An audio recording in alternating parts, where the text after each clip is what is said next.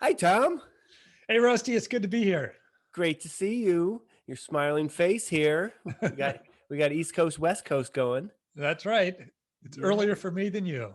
that's right. Yeah. Well, I'm excited just to, usual talk whenever we get together, Yeah. conversations Well, I did. go. I actually want to talk about your book, to be Okay. honest. Okay. It is, I mean, I got to tell you, it is inspiring.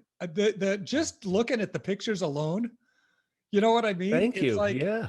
It's like Pinterest for people who really understand kids.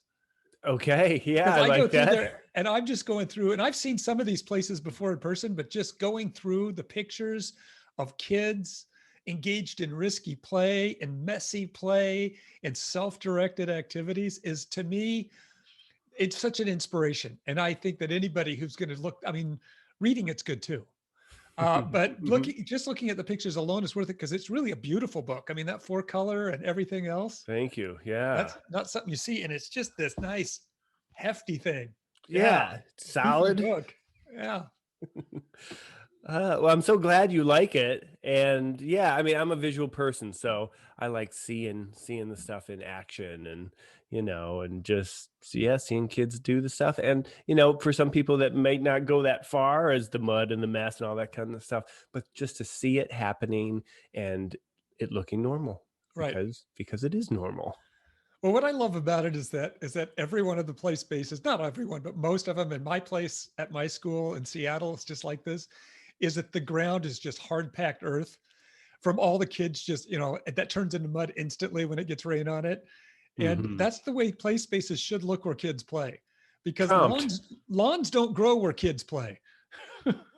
Very true. I actually, a few years ago, I started looking at our place and I said, I like the way it looks and the kids like playing there, but people who peek over the fence and parents looking to enroll themselves in our school, you could see some of them are rolling their eyes.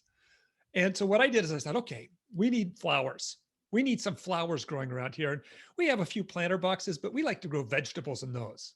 Hmm. So I thought, okay, you know what I'm going to do? I'm going to go find along the roadside ditches. I'm going to get the seed pods one fall or one spring for Hmm. every single, roadside weed that blooms I can find, the toughest plants that grow in my climate, Hmm. including dandelions. Yeah. And I propagated those seeds. I planted them, I tended Awesome. them, and they still didn't survive Oh man. because children play hard. And, They do. they're going to want to see. I always say that about plants. It's one of the biggest challenges is that the plants are there. They're excited about a plant. But Hmm. you know what? Part of exploring a plant is to pick a leaf off. Part of Yes. it, part of exploring a plant is to see what's underground. Yes. You know what I mean? And so one group of kids learns all this and you're happy, Yep. right? And then Yeah.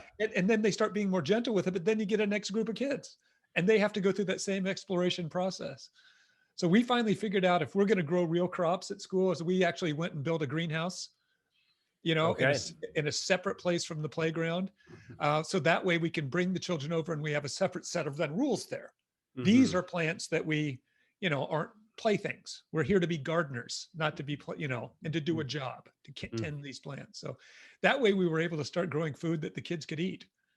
And we grew a Yes. generation of kids who will eat kale raw, Yeah, baby. Yeah. eat beets straight from the ground. I mean, think about that. I went away one time for a little while and we had planted a crop of beets and I came back after just a week and all the beets were gone.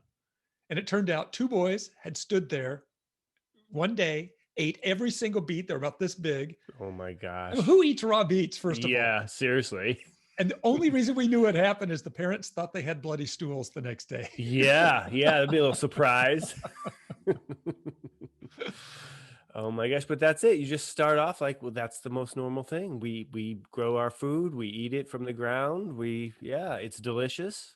Yeah. It's food, it's the real Well, stuff. and it makes sense from a biological point of view, if you think about it, that kids would eat things out of a garden that they won't eat that's on their plate because they don't know where it came from, Hmm. right? If you grew it yourself, you see directly, you saw the seed, you saw the plant, you saw it grow. And I think there's a deep-seated suspicion of food that you don't know where it came from. So you see that green thing on your plate, it's like, that looks, kale looks kind of weird. It's all wrinkly and kind of chewy. And then if they cook it, it gets all mushy. Mhm, Um, mhm. I understand why they're suspicious, but boy, you pull it out of the ground, you're going to pop that in your mouth right away. Absolutely. Yeah, I was doing that in the greenhouse last night. Actually, a buddy of mine who wintered it over, so then it's more experiments with the greenhouse of like, well, what can Yeah. survive and what can keep going? But yeah, chowing it down, you see where it comes from. You have that Yeah. connection with it. And then you want to eat it Uh-huh. because you put all that love into it. Well, yeah, you know what? At least you know who's touched it in the process, right? Yeah.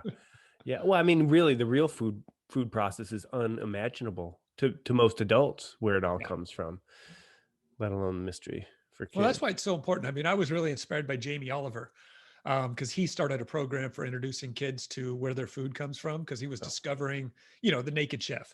He was okay. doing this whole program where he was going to, he was testing with kids and they'd see an eggplant. They'd never seen an eggplant before. They had no idea what it was. They had no idea where their food came from. And so he started a program and he inspired us, I don't over a decade ago to start doing our own gardening program right there on the playground. I wanted our garden is in the center of the playground. And so, Mm, and like I said, the plants don't always make it, the berries don't make it to red. mhm. They usually get picked when they're green. In fact, many of the strawberries are picked as blossoms. Oh, Um, yeah. and made into little bouquets. Yeah. But that's okay because we've got our greenhouse that's growing the finished product. So we can still bring it over and say, if you'd waited, look what you would have got. Mhm. But that's okay because I think the kids getting their hands dirty like that around food is important. And it's actually true as you know, as we know, get your hands dirty, get your whole body dirty is part of what you should be doing. Mhm. Yeah, getting into it, having Yeah. the full on experience with it. Yeah. Yeah, I heard somewhere somebody saying like, "Well, what if everybody picked a flower, or what if everybody picked a leaf off a tree?" And then the new answer was, "Well, then everybody would have a new connection with that plant and would Yeah. understand the life process and the cycles in our ecosystem and form that bond." And that's what I we love that. want. Yeah, I yeah. So love I'm that. I'm always telling people plant to abundance. If you're gonna do sunflowers, don't just plant a couple, just plant so many that it's crazy and that you have plenty that you can pick and you can have petals and put them in the mud kitchen and then it could be used for play and yeah, Uh-huh. abundance, just That's funny abundance. because that one of our parents, because we're a cooperative school, so the parents work with me in the classroom, and he was our head gardener for a few years, and he just said, "Well, the theory is you plant enough for everybody, and that includes the squirrels and the raccoons, and the other animals are going to come by and eat your crops as well." Yeah, who are the people in your neighborhood? Who are the beans in your That's neighborhood? right, Yeah. and that's fine too. It's because we're urban, and so our natural wildlife is going to be rats and squirrels and things like that, and we can either fight them or we can learn to live with them, and so that's Hmm. what we've done. Yeah, I have two young sons and we were just talking about this of like, well, squirrels have to eat too. Yeah, They hit our bird feeders, of course, and of course they're bird feeders and squirrel feeders. that But well, they're right, exactly. They feed all the wildlife. yes. Exactly, that's cool. Yeah. Yeah, no, I was actually reading the part on your book about loose parts. Okay. And I really, Mm. and I find that a fascinating topic because it's really popular. I don't know if Mhm. you've noticed that, but everywhere you go, people are talking about loose parts. Yeah, And yeah. there are groups on Facebook that are loose parts play groups. And I don't know how you feel about this, but I often see this question. Well, I just got these great loose parts. What do I do with them? And I find that such a fascinating question because it's not a question for you to answer as an adult. Yeah, It's a right. question for the kids to answer. Yeah. What do you do with them? You put them there and you walk away. You walk You away. stand back. Yeah. Well, I always say the first step is to pick through them to make sure there's no rusty nails sticking out. There we go. You Yep. know, to Yep. get rid of the hazards, Yes. the obvious hazards. Um, we live on our playground. Since I said it's urban, there's almost always some broken glass out there, just because cities are covered in broken glass. I mean, you can't walk a block without there being broken glass on the ground. And Mhm. so, we used to be so rigorous about this too. That we'd show up in the morning and we would scan that playground like rakes, and we'd get rid Taking of every out. piece of broken glass. Yeah. And we've kind of over the years, no kids ever cut themselves on it, and so we got a little lax. And so now the kids come up to us with broken glass because Yeah. they know how to be careful with it. They'll pick it up by the side, by the smooth sides, and they'll say, "Look what I found." Mhm. And so they're doing, you talk a lot about risk assessment.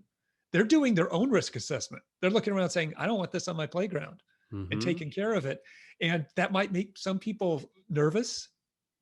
And it made me nervous at first when I'd see a kid holding a piece of broken glass, but I realized they were doing it just like I would, Yeah. the same way I would, because they're learning about their natural habitat, Yeah.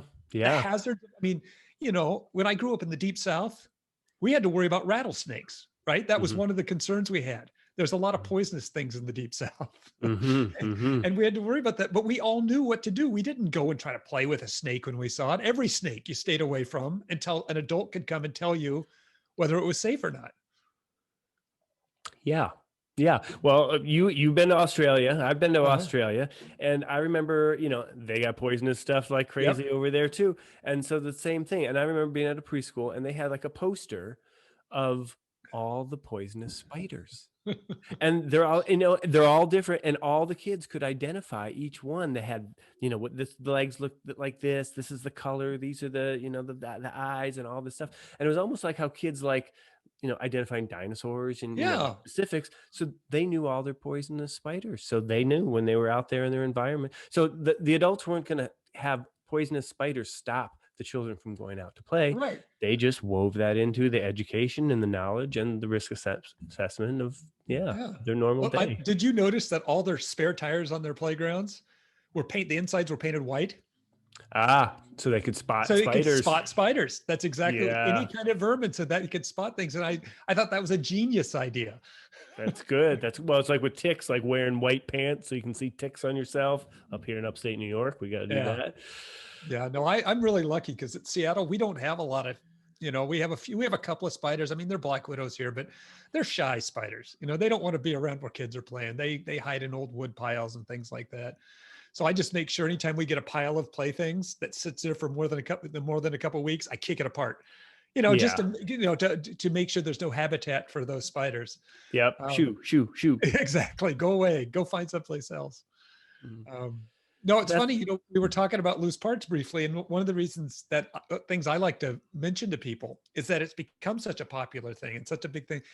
But people don't know the roots of that, of where the concept of loose parts came from. I mean, you and I know it's been something that kids have done forever, right? Loose parts sure. play before it had a name was, I mean, you can go back to hunter gatherer times. The kids were doing loose parts play because all they had were sticks and rocks Yeah.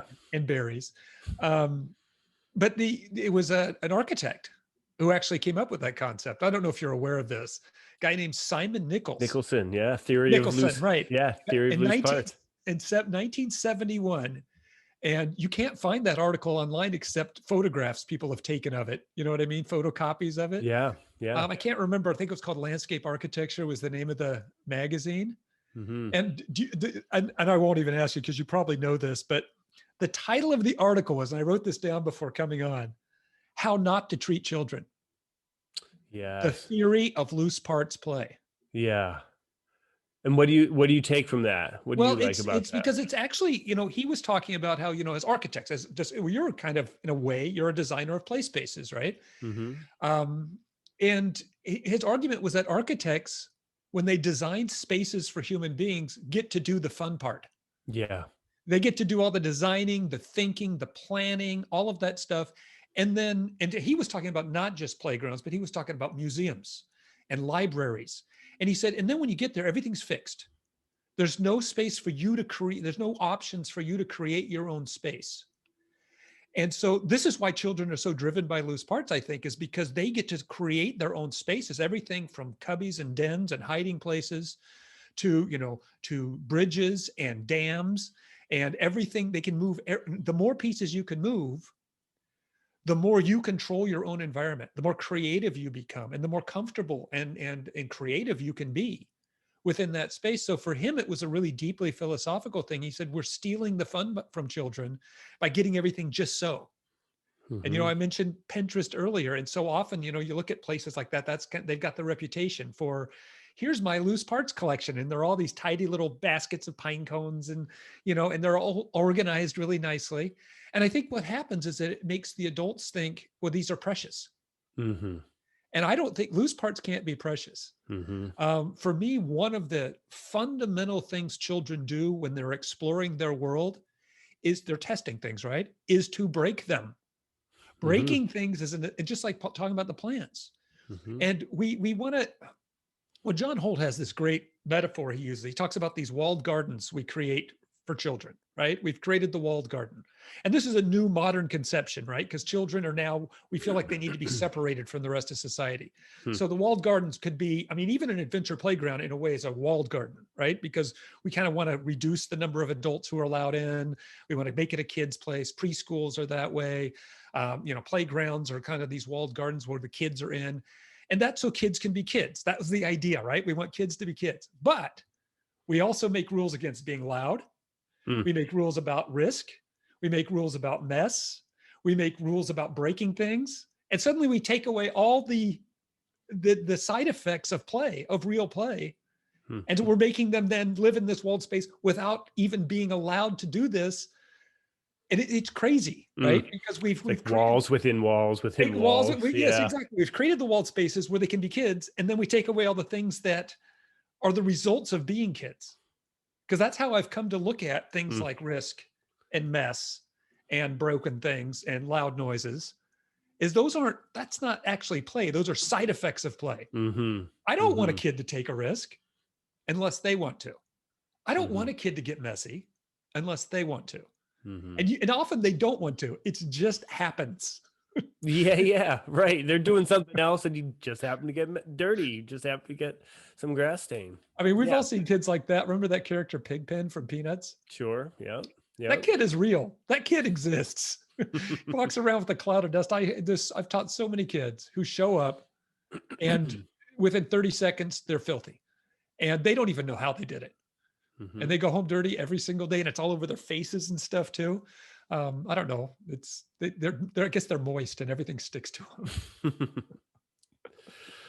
Well, it's funny because yeah, that's not the object. Kids' object isn't usually I'm going to get dirty. That's not the goal. That's not the play. But it's just yeah, the what happens around the outside. I don't even think any of them say I'm going to take a risk. No. I think they're being scientists and they're saying I wonder if I can do this. Mm-hmm. I wonder what would happen if I try this. They're being pure scientists in that process. And as a lot of great scientists, the experiment sometimes on yourself. Yeah, that's right. That's That's right. the first test. Huh. And I think And part of it too is if without engaging with that risk, how do they ever learn to keep themselves safe? yeah, yeah, yeah. That's why That's it. sometimes I call it safety play.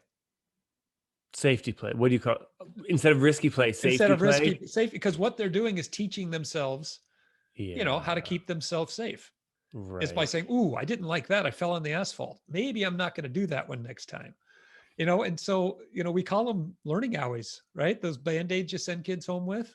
And I know and you talk about that in the book, how important it is to sort of manage those expectations with parents, Mm-hmm. Mm-hmm. who Yeah. tend to be nervous, and to provide them with the research, which I think Yeah. is great advice, to make sure you're ready, to make sure you're confident, and that you provide them with your risk benefit assessment, and both sides, and do both sides of it. Don't just do the risk assessment, do the risk and benefit assessment. I think that's incredible advice, Rusty. Because so often we just talk about the risk without, wait a minute, there's an opportunity cost for banning the risk. Absolutely. Absolutely. Yeah, you got to look at that. Give the activity and the kids a fighting chance. Look Yeah. at both of those things. Well, and what I found is so often when I'm talking to a nervous parent, a lot of times when I'm talking to them, this is actually more with fathers than mothers sometimes, Okay. is that they're feeling, they're concerned about some risk that that your child is taking. But if you get them connected, and part of their rationale is they said, well, listen, I did a lot of stupid stuff when I was a kid. And so I know. And it's sort of like, well, come on, you had the chance to do it. You learned that lesson. And so Yeah. I like to listen for that when I'm talking to people about risk, because a lot of times that's their driver, is their own risk taking they took as a kid. And they think, well, I learned a lesson, so I'm just going to pass it along to kids without letting them experience it. Mm-hmm. You know, Mm-hmm. so it worries me. Yeah, if children don't have the opportunities themselves to do that, even in small ways, even in preschool age, young children, doing stuff. Oh, yeah. Yeah. Hey, well, listen, you're talking to a guy who puts hot glue guns into the hands of 2-year-olds. So Yeah, you go down that far. yeah, oh yeah. I did the 2-year-olds will have used the hot glue guns. I mean, they're Yeah. supervised. They got eye Yeah, protection on because yeah, that eyes are the one thing, the eyes in the head, right? So you want to protect those things, yeah, especially because they yeah, often don't heal. yeah. But I mean, and people say, well, don't the 2-year-olds burn themselves? And the answer is yes. Mhm. Everybody burns themselves when they use a hot glue gun, Yeah, right? I mean, yeah. so we have what we call the burn bucket. We always have a bucket of cold water by the workbench when they're working with us. Yeah. Submerge.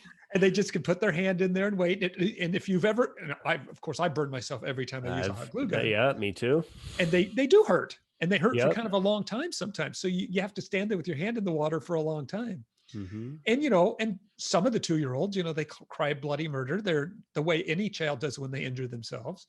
And some of them, and it's great to watch them. Actually, some of them choose, they just like walk away, Mhm. and I'm not going back there. You can see that they don't say that word, but I'm never going back there. Yeah. But they do, by the time, because I usually get them from 2 to maybe 5 years old. By the time they're 4 and 5, they're back over there. When they burn themselves, it's just this, and then Yeah. right back to work.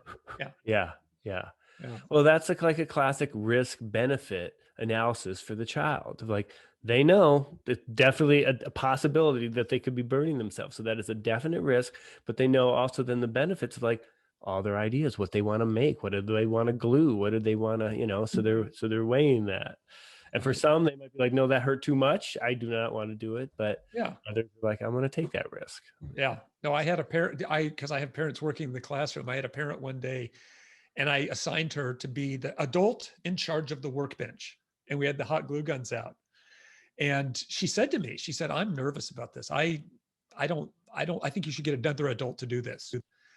And I thought about it, and I thought, no, because part of my job is for parents to learn too, right? Because around these, especially these topics we're talking about, like risk Hmm. and mess and all that kind of stuff, Hmm. there's a lot of parent education that has to go into that. Yeah. Yeah. And so I thought, no, I want you to do it. And I said, all I'm going to ask you to do is just, because normally we would have 4 or 5 glue guns going, down there, so a lot of kids could do it at once. I said, just plug in one glue gun, and you do whatever you think you need to do to make yourself comfortable with this.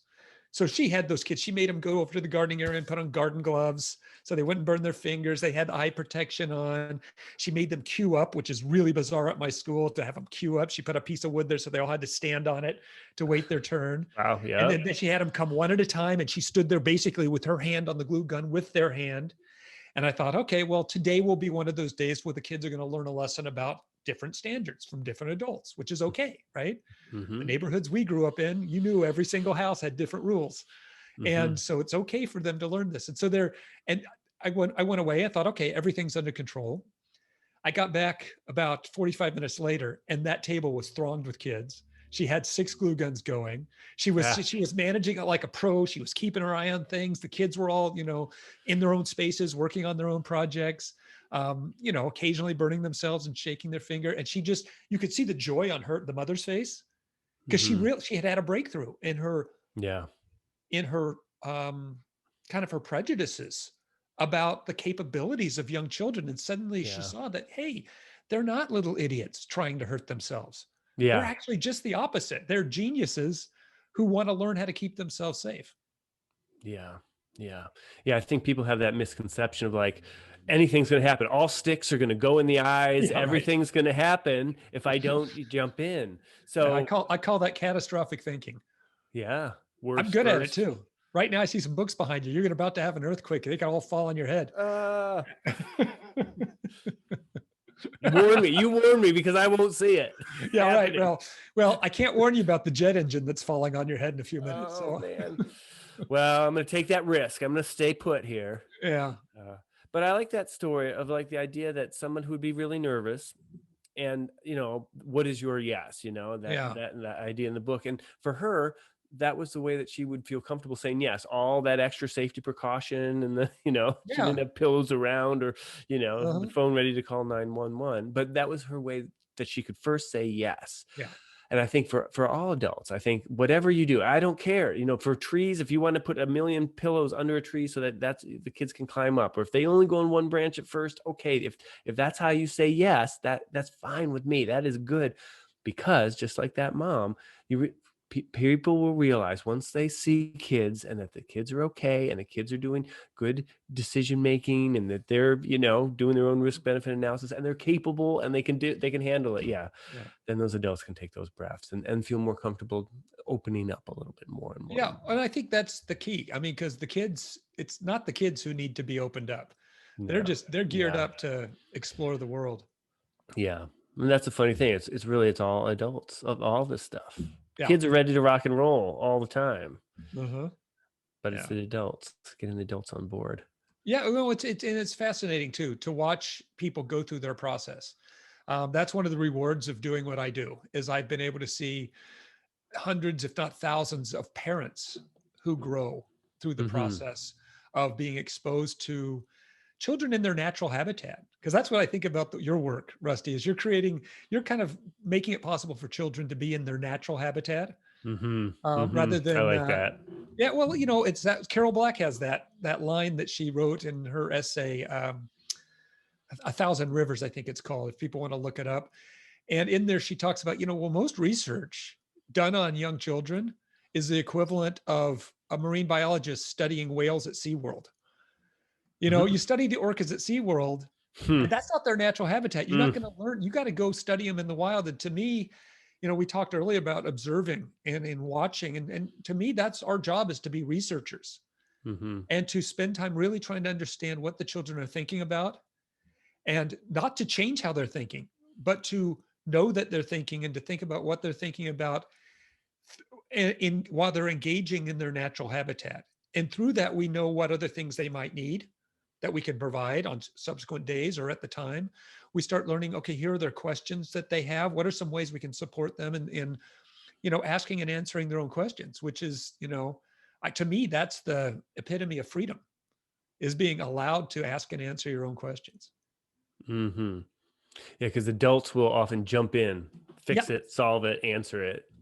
Or we assume we know what they're thinking about, right? We assume that because of our experience that they are going to go down the path the way we went down it. And what I have found is that if you step back and really listen, and as Eleanor Duckworth talks about, you listen not just with your ears, but with your whole body, your whole self, because children don't always vocalize what they're thinking. In fact, they're probably not capable, because understanding always comes before language, always.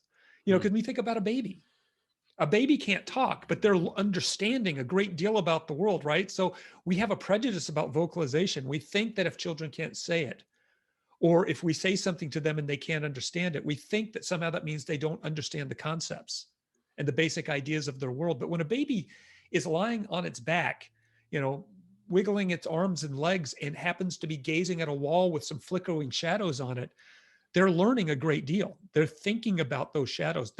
And just because they don't have the language doesn't mean they're not doing it. So I think we sometimes think children know less than they do, because we think the language has to express it.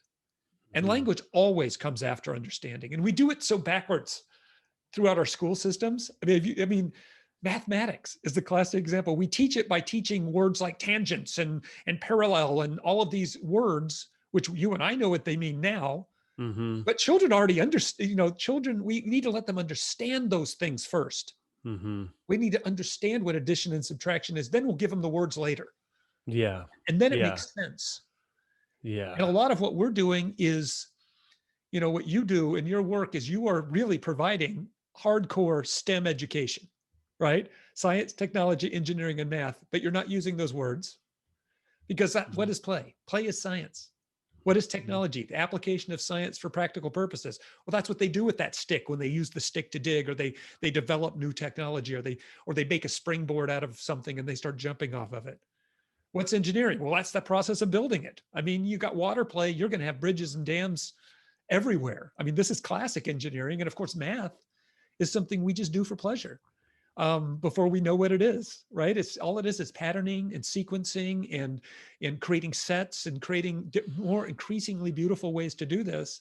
And so you walk around any play space after the children are done and you find evidence of math play everywhere if you know what you're looking for. And you've never had to say any of those words that came up in the math textbooks. Yeah. Yeah. So we're Yeah. giving you're giving them the STEM education, Rusty. That's what we're doing. It's all happening. It's all Yeah. happening out there. And it's not like just checking off No. boxes. And I've been kind of toying with this idea of, all that stuff's going on and it's learning.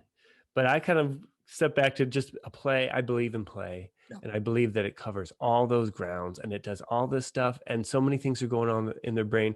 I, as an adult, I can't comprehend what's going on. And really, it's none of my business. I say what they're learning. Yeah. Like they're learning things that are, I can't even, if I see them doing something with water, what they are learning might not even have anything to do with Right. water. It might be having to do with their bodies, their arms, their physiology, the spirituality, the trees, the wind, the sounds, everything that's going on. Yeah. So it's like, let's just create those environments, the Yeah. opportunity, the space to do that, and the materials and the supportive, loving adults around them.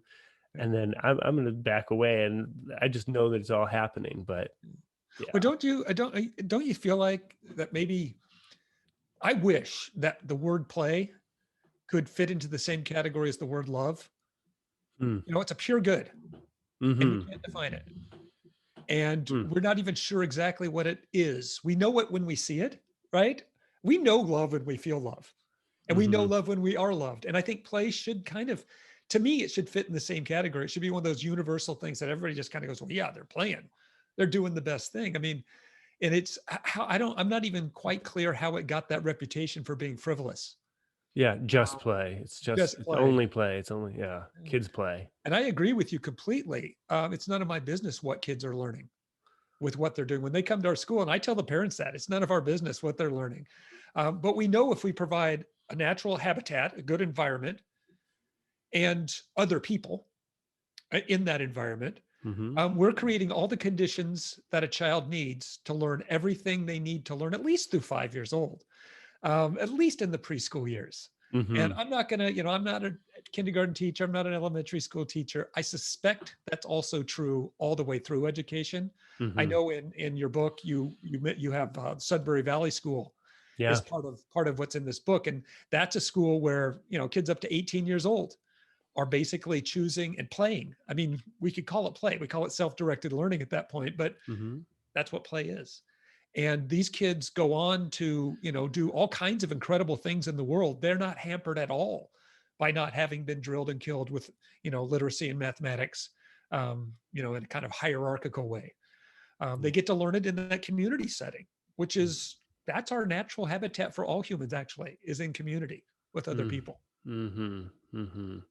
And that's my bigger picture one when I step outside of my get out of my lane, so to speak.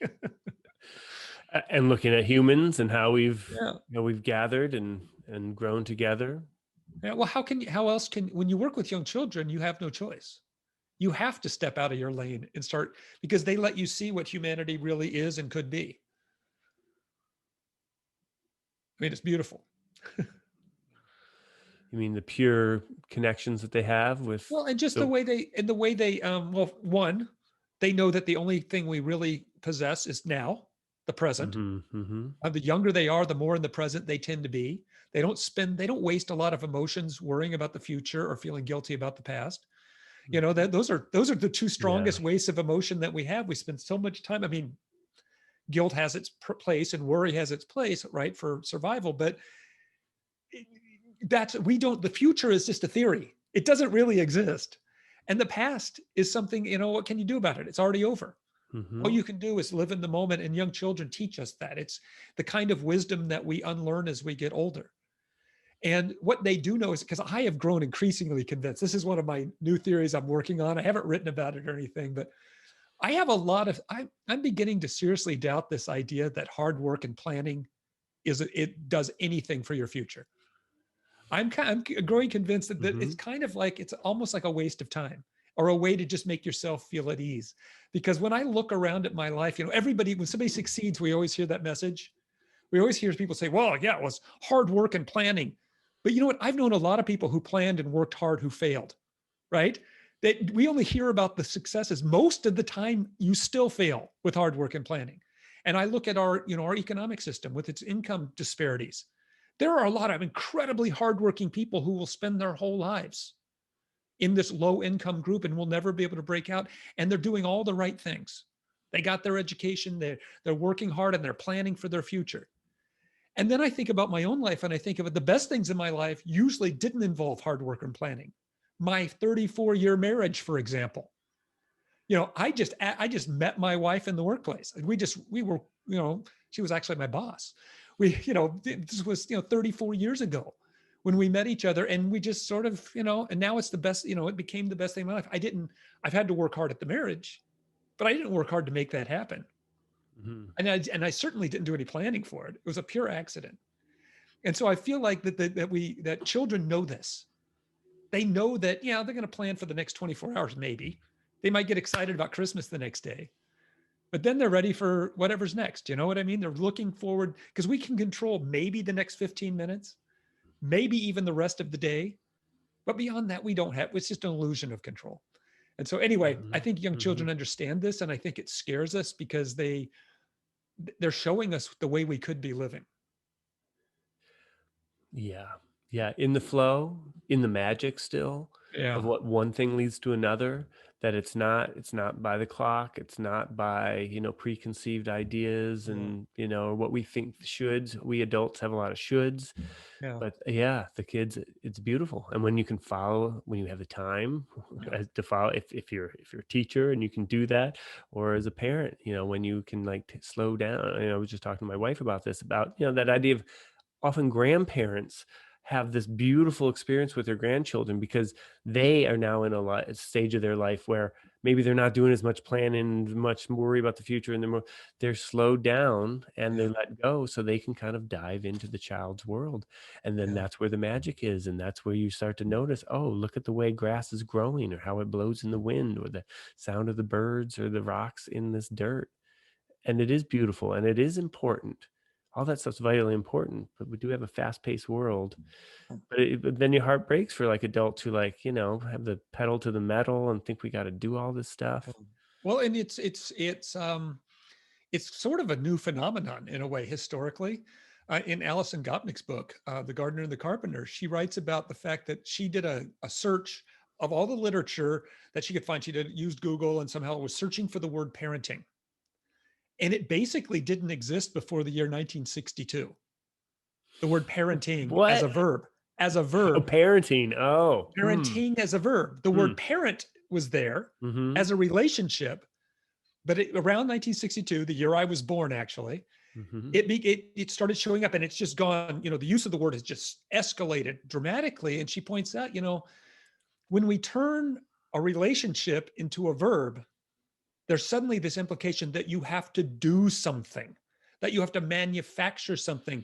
It's like, and that's why her metaphor, the carpenter, it sort of hmm, means, it sort of makes being a parent, which is traditionally a relationship of love and connection, and you've turned it into, you have to build something, and you're going to be responsible for how it turns out, your child.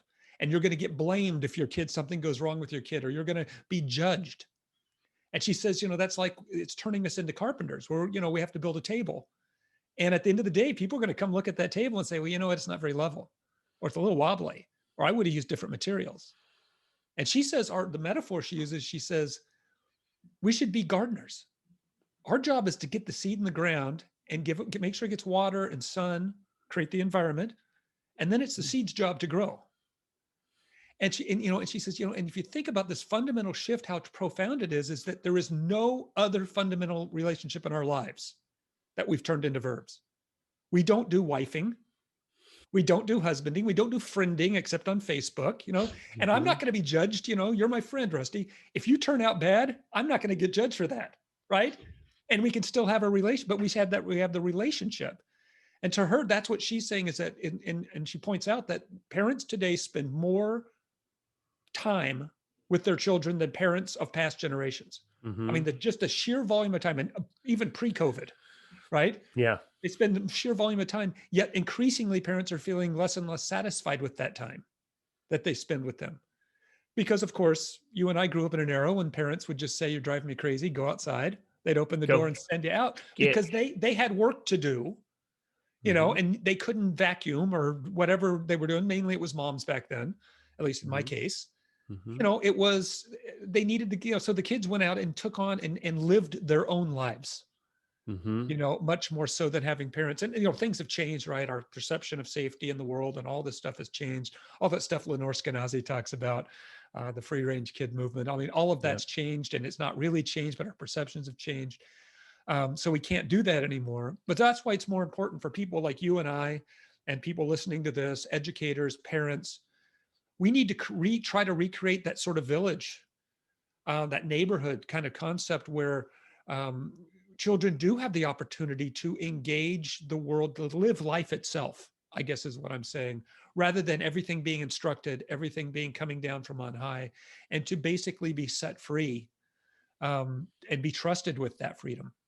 And that's what your book's about, actually, is trusting children with that freedom, which is one of the things why I treasure it so much. Mm. Thank you. Yeah, I agree. I'm with you, and I love the idea of, you said habitat, the right conditions. It's like the child's ecosystem, and that's what I think that's it. So how do we step forward, all of us, and kind of take deep breaths and think that like we can do this, and children are capable, and our past generations were capable, Right. and we can do it little by Yeah. little. And for those people who are worried about liability, that's a real concern in the US, right? And you write about that too, some of the regulation stuff and all that. Good information for people, but ultimately we need to look at other countries that have worked on their liability laws a little better. New Zealand's basically, there's no such thing as personal liability. Is that if you sue somebody for an injury at a school, the government itself pays. Hmm. And so if you win that lawsuit, so it suddenly takes the individual educators off the hook. Hmm.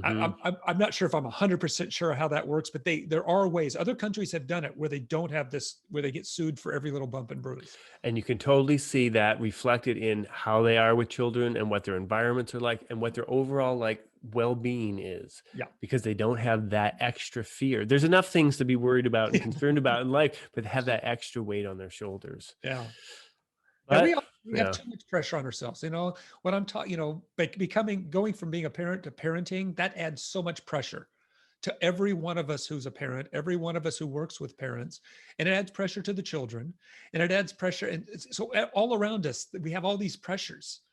Um, and I do think that figuring out ways to get out from under that pressure, and children are the way, because they show us what we could be like, Hmm.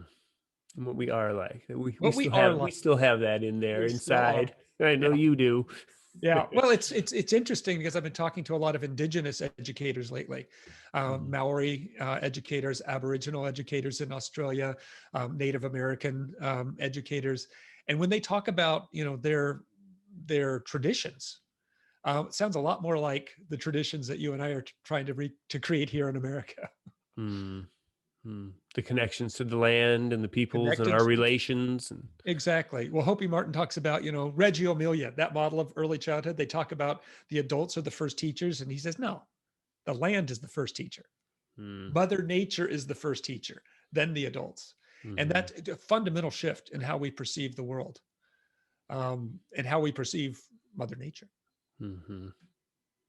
Great.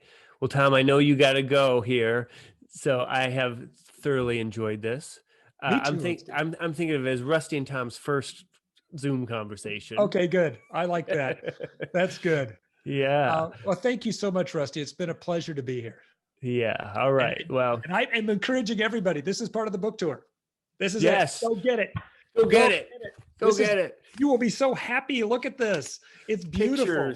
Pictures. And I Pictures. am I am so excited by this book, and some back here in the back, like this one right here, Keisha Reed's place. There it is. This is I've been there. It's so much fun. It looks just like this. That's best practice right there. Best practice, Yeah. absolutely, and a great practitioner too. Yeah. All All right, right, Tom. Be thanks, well. Rusty. You too. Bye. Bye.